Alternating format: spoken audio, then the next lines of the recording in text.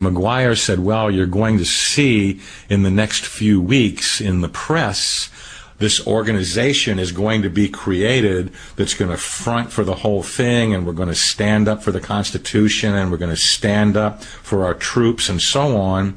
And lo and behold, about 2 weeks later, splashed all over the major newspapers of the time, especially in New York and Washington, the creation of the American Liberty League. To get a flavour of the ideology that motivated the Liberty League, here's one of their leading supporters, Demarest Lloyd, writing in his magazine, Affairs. Popular government is a perilous extravagance in time of emergency. The present situation is more destructive than war, and much more difficult for a popular government to handle. It is quite apparent that unless confusion is to become chaos, Congress, like a long line of unfit rulers in the past, should abdicate. It's a matter of record that the membership of the American Liberty League included some of the most famous names in business.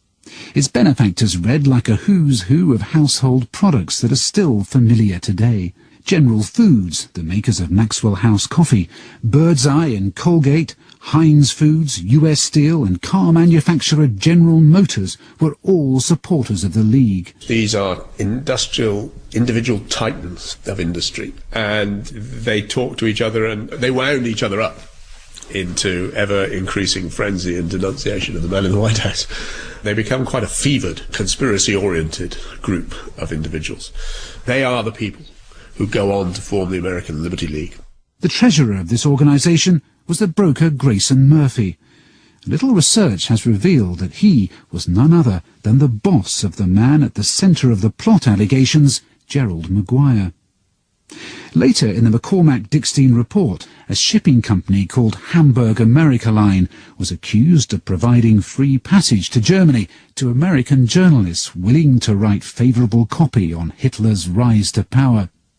The company is also alleged to have brought Nazi spies and pro-fascist sympathisers into America. John Buchanan has studied this later section of the report and has discovered that one of the company's managers came from a very famous family. The thing that surprised me most was to discover in the documents that this company, Hamburg America Lines, had in fact been managed on the U.S. side at the executive level by Prescott Bush as part of a web of Nazi business interests that were all seized in late 1942 under the Trading with the Enemy Act by the U.S. Congress, and Prescott Bush is the grandfather of the sitting president of the United States. Of course, at the time, it was perfectly legal to have dealings with Hitler's Germany. Prescott Bush was not called to account for this until America entered the war. Neither was it a crime to be a member of a lobby group like the Liberty League, and have found no firm evidence that the Liberty League itself was behind the plot to overthrow their country's democratically elected president. But academics like Professor Tony Badger believes that it was, at the very least, a magnet for those with such intentions. It would always surprise me if there had been a lot of very fine-tuned planning. But the sense that forces that might be unleashed by the New Deal pose such a threat that desperate measures might be needed does ring true. But yet again, the evidence is hard to find. You'd have thought that if there was any linking leading American industrialists of the day to a plot against the president, I'd be able to find it at the National Archives in Washington. Yet when John Buchanan and I leafed through the rather thin files there, we found no direct reference to any of these people. Though I'm now starting to wonder whether any such evidence has been removed or deliberately withheld from the records in the first place. General Butler seemed to have harboured similar suspicions.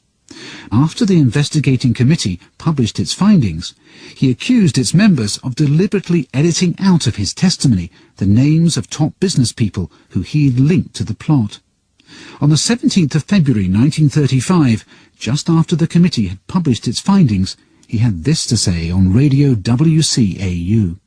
Like most committees, it has slaughtered the little and allowed the big to escape.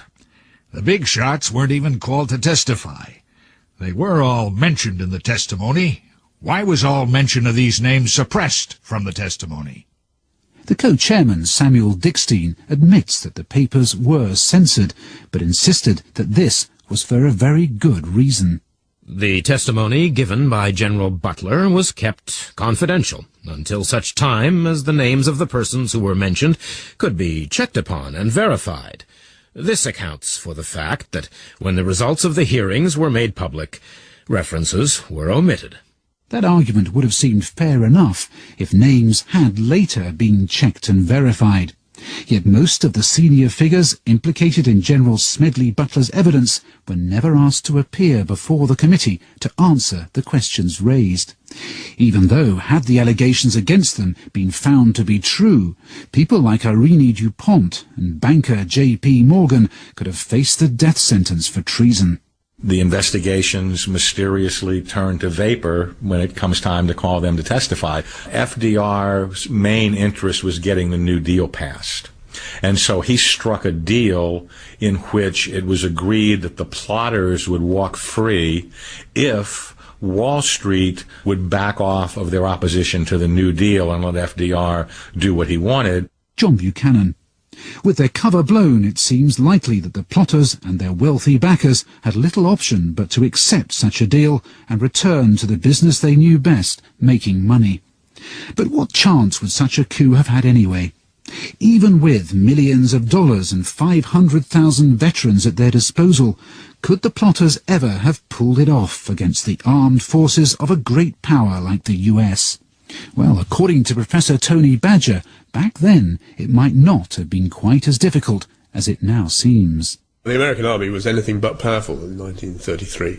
The peacetime army had been reduced to, 120,000, 130,000, scattered all over the United States. It was a depressing and soul-destroying business being an army officer in the United States in the 1920s and 1930s.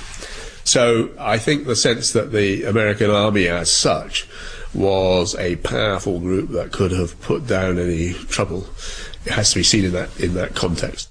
Though Professor William Becker of George Washington University insists that defeating the Federal Army would only be the first of many big challenges still facing the coup leaders. I just remain extremely skeptical about this because the U.S. government was, in fact, very, very decentralized. When one talks about, seizing power, I just think it would be extremely difficult given the decentralized nature of the government. There would have been enormous resistance to that. Professor William Becker.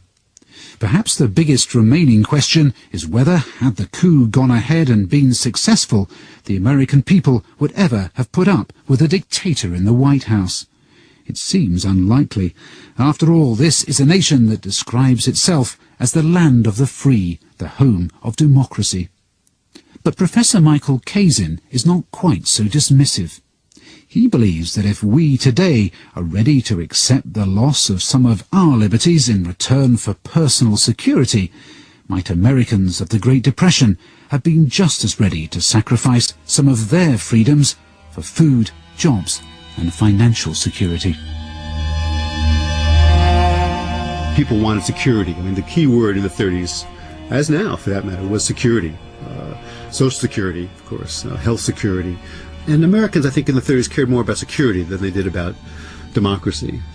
And so if a group of businessmen, with the help of some people, former military people or current military people, could have fairly quickly brought the economy back, created the sense of security, then yes, it is possible that they would have gotten some popular support. America would have become a dictatorship.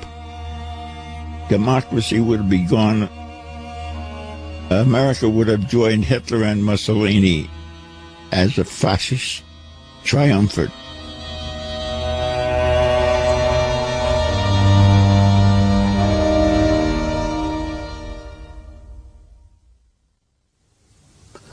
Document The White House Coup was presented by Mike Thompson.